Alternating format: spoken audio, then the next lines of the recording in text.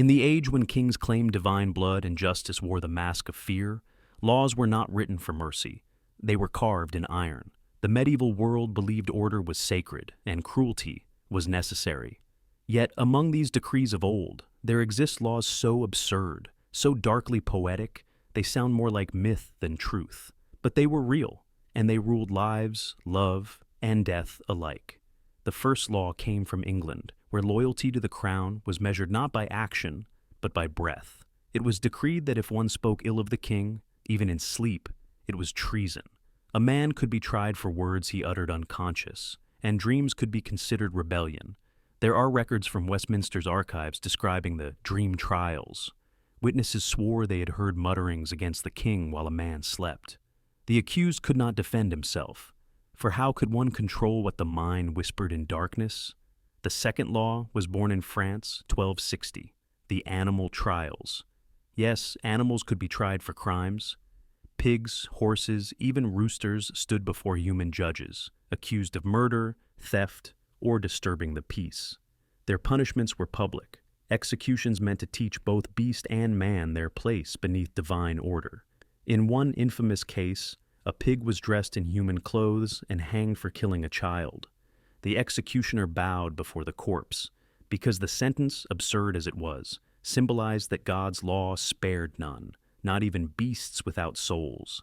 The third law, from the city of Venice, the mirror ordinance. Women were forbidden to own mirrors unless married. The church claimed reflections tempted vanity, which was the devil's whisper.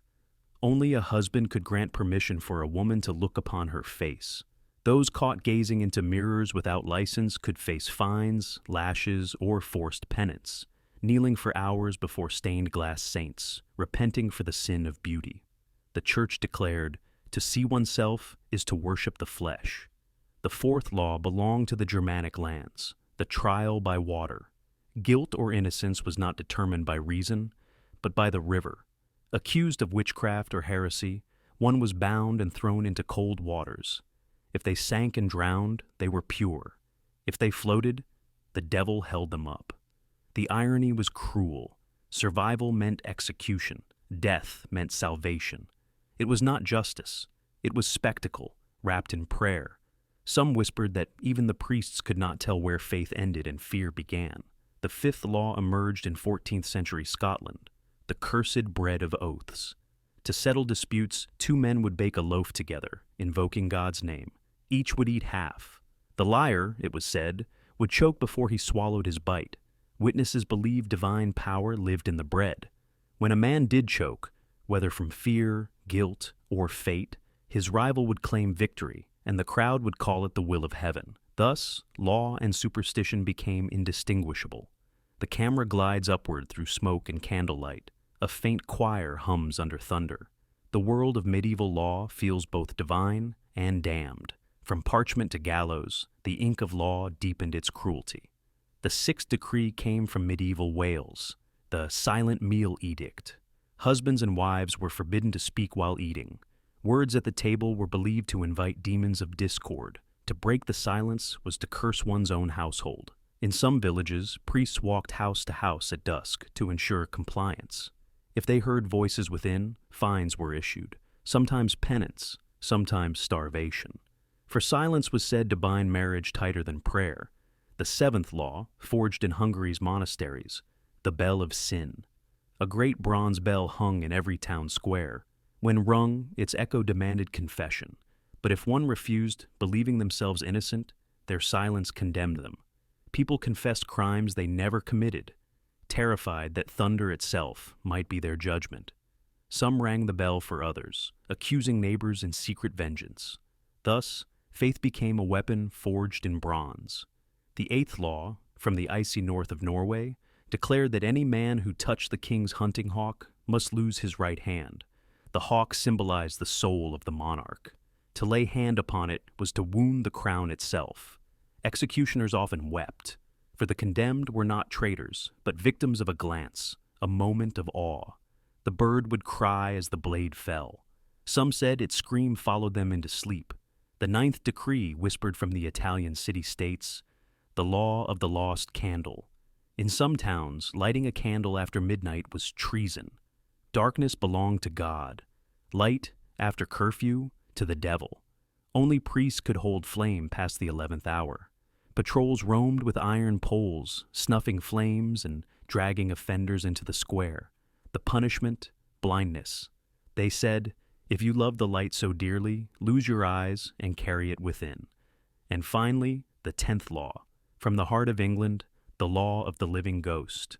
If a person was declared dead by the crown, yet later found alive, they remain legally dead forever. Their name erased, their property seized, their existence forbidden. There was once a knight who returned from crusade to find his wife remarried and his grave freshly tended. The law declared him a spirit. He lived the rest of his days outside the walls, 10 laws, each written with faith, fear, or madness. To the medieval mind, justice was divine theater, suffering, the script.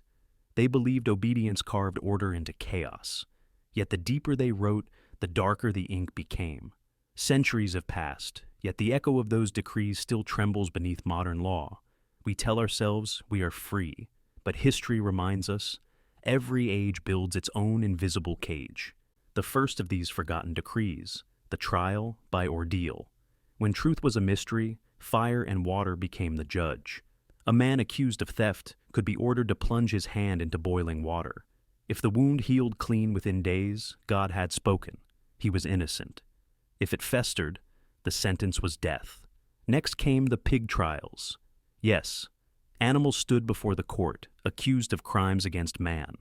In 1386, a pig was dressed in human clothing and publicly executed for killing a child. Justice, they said, must be seen, even if the guilty squealed instead of spoke.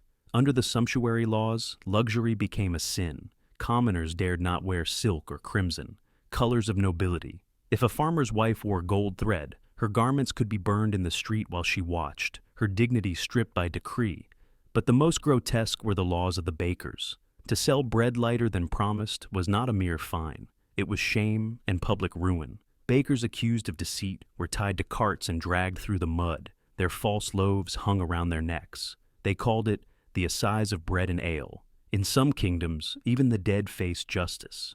If a man was found guilty after death, his corpse could be exhumed, paraded through the streets in chains, his property seized by the crown. They called it the cadaver synod.